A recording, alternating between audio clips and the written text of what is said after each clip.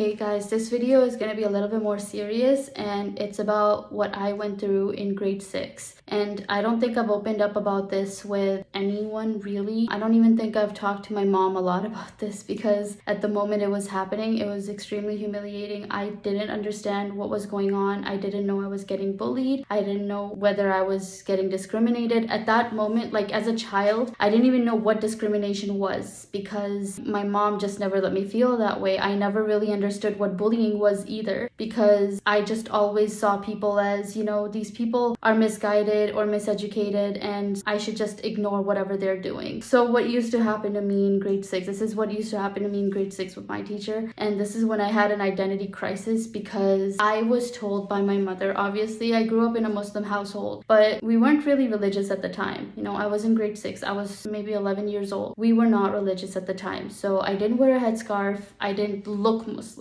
per se. I used to dress like any other person in school. I used to wear shorts, maybe capris, t-shirts, whatever. I mean, at that time when I was 11 years old, I did start covering up a little bit more in terms of the fact that I didn't wear shorts anymore. Capris were okay, t-shirts were but like shorts were a no-no. And the thing is, my teacher in grade 6, I think she saw me transitioning to this, like being more reserved towards like my body, having a little bit more shyness towards my body. So I didn't want to show my body too much, and she would literally take me to the side and she would tell me that, Mubina, you should dress like the other girls in the class, you should be wearing shorts, you should be showing off your legs more because they're beautiful and more people should be seeing it. And honestly, at the time I thought my teacher, because obviously as little children we think that our teachers just want the best for us, so I thought that that's what it was. She just wanted the best for me. So I used to hide my little shorts. I used to come to school and I used to either pick up my capris, like fold them up to make them into shorts, or I used to wear a cardigan on top of my short sleeved shirts and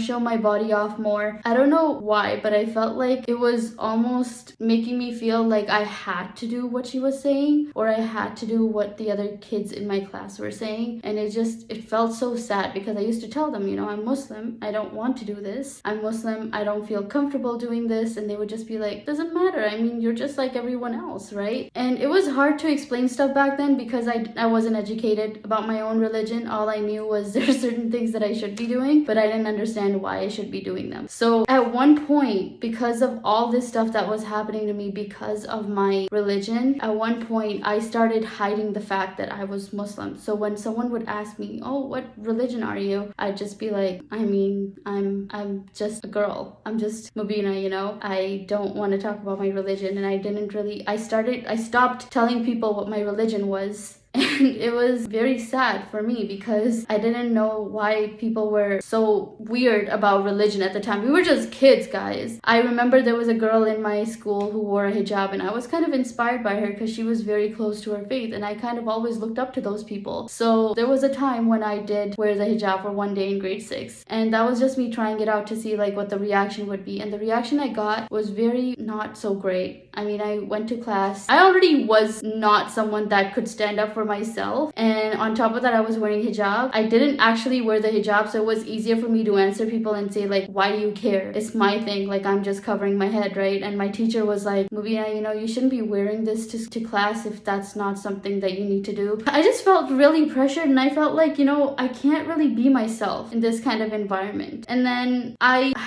don't know, I just became this pushover almost in my class where I would just keep doing what other people did because I didn't want any conflict. And one of the reasons why I was this way is because of my teacher. She was not supportive of my religion at all. And now when I think back about it, I'm pretty sure she didn't like Muslims, or she didn't like the fact that I was Muslim, because I would tell her I'm not comfortable being paired up with guys, and she would pair me up with guys for dances like square dancing. I was the only girl in class that was paired up with a boy. Every other girl got paired up with a girl except for me, and I wasn't comfortable with that. And then when other things happened, when we had to like sit in class in pairs, I was the only girl that had to sit with a guy. The other girls got to sit like next to each other. And I just always felt like she was ostracizing me from the other girls in class, and it just felt horrible. I had a horrible experience in grade 6, and it kind of made me decide that, you know, next year I don't want to go to I don't want to go to a public school anymore. I don't want to go to an elementary public school anymore, or junior high or high school that's public. I want to go to an Islamic school, because at least there I'll feel like I'll fit in somehow. I'll feel like, you know, that I'm between all girls. I don't have to be forced to sit with a guy, or be forced to talk to guys, or be forced to, you know, do anything with guys. I still talk to guys, like